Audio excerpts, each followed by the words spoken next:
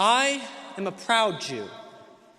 I'm also the proud grandson of a Christian and the proud grandson of a Muslim. But that isn't a contradiction in any sense of the word.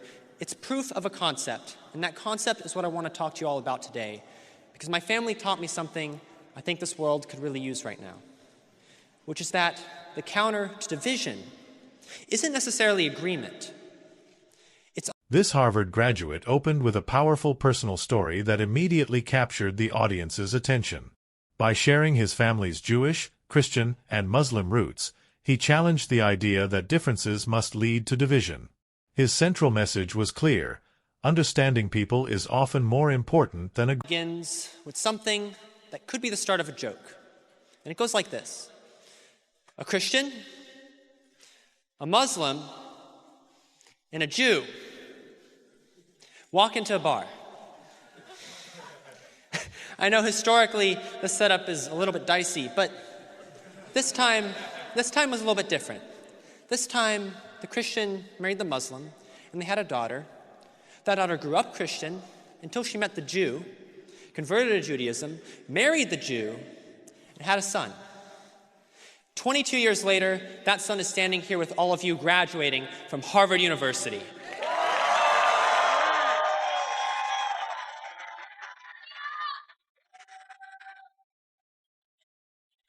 I am a proud Jew.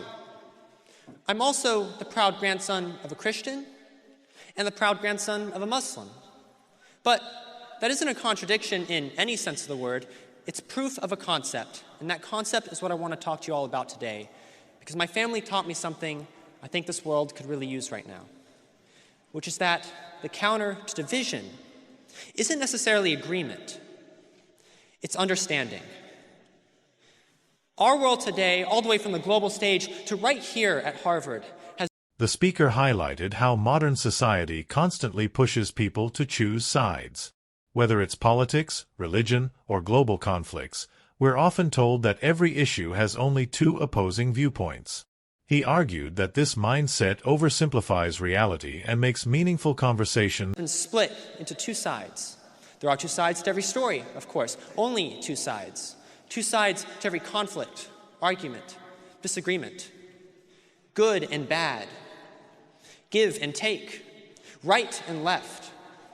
Progressive and conservative. Capitalist and communist. Oppressor and oppressed. Rich and poor. U.S. and China. U.S. and Russia. Russia and Ukraine. Israel and Palestine. Israel and Iran. U.S. and Iran. U.S. and Israel and Iran.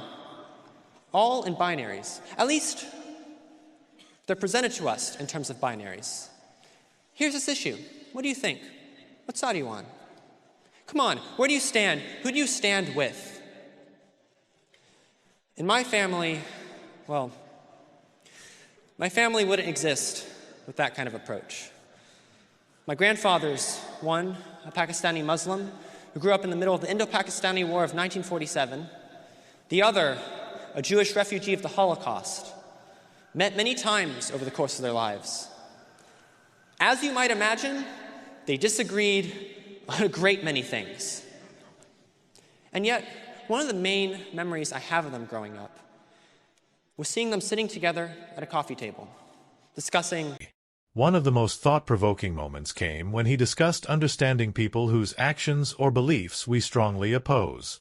He emphasized that understanding is not the same as approving or forgiving. Instead, it is a necessary step toward addressing problems and preventing conflicts from growing. Everything under the sun. And when they weren't in close proximity, I remember hearing their voices over the phone as I called my parents, always remembering at the end of each call to ask about the other, how they were doing, what were they up to. Of course, there are many differences that they never resolved, but still they acknowledged each other, they cared for each other, they stayed in contact, and they debated with each other. Their vast disparity in life experience, viewpoints, ideology, faith, and beliefs. A point of contention, yes, but not a point of division. And yet, somewhere in between their generation and ours, something in the conversation shifted. The debates got louder, the noise got louder, the listening stopped, it got harder. On the news, on your timeline, at the dinner table, people speaking without listening, people arguing, having already decided their their own allegiances, people debating not to listen, understand, or to learn, but to win, to humiliate, to be right. And somewhere along the way, the person sitting across the table stopped being a person and became an obstacle. Now, some would say that there are in fact people in this world for whom understanding is neither owed nor even worth the attempt. People whose very irredeemable actions or beliefs place them beyond the... The speech then shifted toward practical advice. The graduate encouraged people to defend their beliefs while remaining genuinely curious about others. He suggested asking questions, listening carefully, and trying to understand how someone arrived at their perspective. According to him, real dialogue begins when people stop focusing solely reach a dialogue, people who indeed have become nothing more than obstacles to the greater good. And maybe that's true. Well, my grandfathers survived the atrocities of war and worse, and they knew better than anyone that people can do monstrous things. They also knew the most terrifying fact of all, which is that the people doing those monstrous things, they were human. Not forgivable, not necessarily redeemable, but human, terrifyingly so. And it's precisely because of that human capacity that understanding them mattered. Dialogue still mattered. Not necessarily dialogue in the sense of extending grace or providing a platform, but again, understanding. Asking, how did they get to this point? How did they reach this conclusion? Why do they believe this? Asking these questions in this context holds a light up to the darkest parts of what it means to be human. And as such, we have to grapple with them. But such questions, necessary questions, important questions, are not only reserved for the darkest parts of human history. If such questions of understanding, why do they believe this? If such questions of understanding matter that much at that extreme of humanity, how much more do they matter for the people sitting around you right now? For that family member at Thanksgiving that you stop bringing certain topics up around. For that person on the internet that says things from a viewpoint that seems kind of unimaginable sometimes. For that student in section that you smiled at once and said, interesting point, and then went back to your dorm and complained about to your roommate.